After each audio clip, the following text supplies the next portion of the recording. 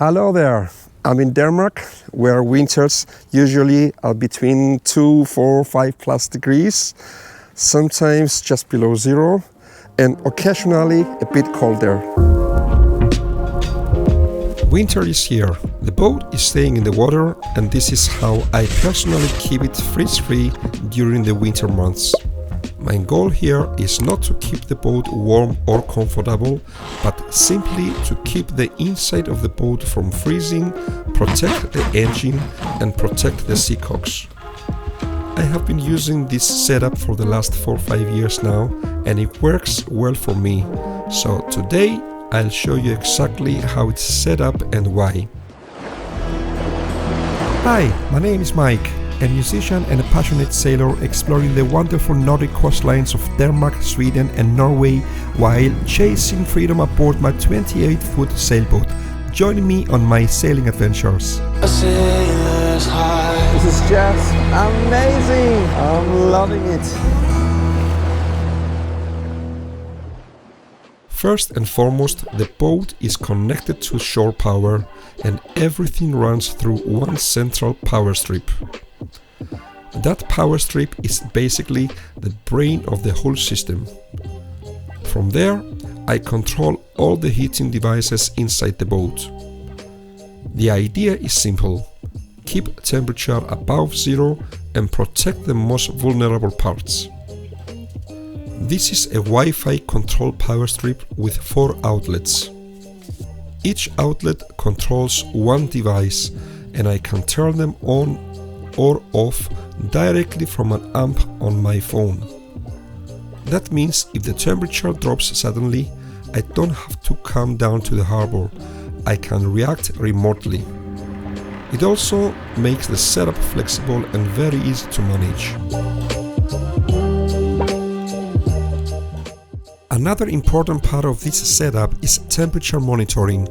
I have a Wi-Fi thermometer on board from Govi, which allows me to check the temperature inside the boat at any time directly from my phone.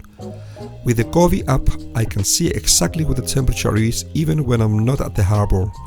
That's important because it tells me whether the heating setup is actually doing what it's supposed to do. The thermometer is placed here by the companionway.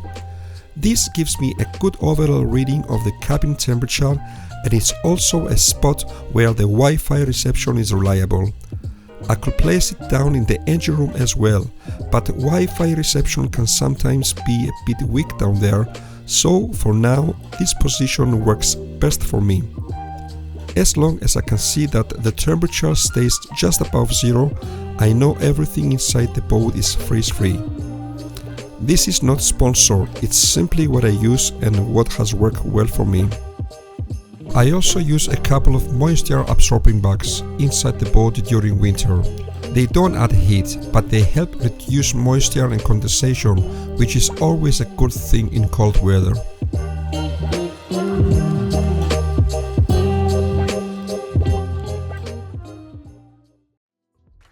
The first device is a 500 watts heater. It's not powerful, and that's intentional. I don't want a lot of heat and just want a steady background temperature about freezing. Besides, a bigger heater will push the electricity bill higher. Next to it I use a hot air blower which I have pointed into the engine room. Its job isn't really to heat, but to move air around, especially between the cabin and the engine room. Usually I will only turn it on when the temperature has fallen dramatically and I just want a quick temperature boost into the engine room. And I will only let it run for about 10 minutes. If we are dealing with really cold temperatures, I may then repeat this every now and then. For safety, the device is equipped with a tipping protection, meaning it will stop functioning in the event of tipping over. And finally, I use frost protection heating cables around all the seacocks. These are some of the most critical parts to protect during winter, especially if you are not fully winterizing the boat. Every seacock is wrapped, so even during a cold snap, they stay safe.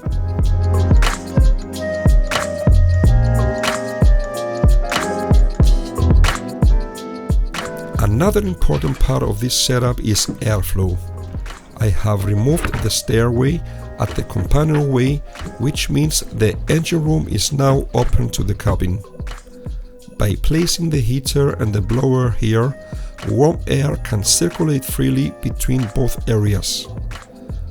That keeps the engine room freeze-free, and it also benefits the batteries, which are located close by in the starboard cockpit locker. My target temperature is just above 0 degrees Celsius. I'm not aiming for 10 or 15 degrees, just enough to avoid freezing. For typical Danish winters, this setup manages that very well. Of course, there are limits. If temperature drops 8-10 degrees below zero, I may choose to winterize the engine and accept the fact that the Harbour will freeze over. That doesn't happen often, and when it does, it lasts only a few days. For normal winters, this setup works reliably for me. For normal winters, this setup works reliably. This setup works for my boats, my harbour and my climate. It requires that one has access to Wi-Fi. Either the harbour's Wi-Fi or make a Wi-Fi internet installation on the boat. If you do something similar, make sure you use proper equipment, good cables and regularly check everything for safety. I'm not saying this is the perfect solution, but after 4 or 5 winters, it's proven to be a practical and a simple way for me to keep the boat freeze-free.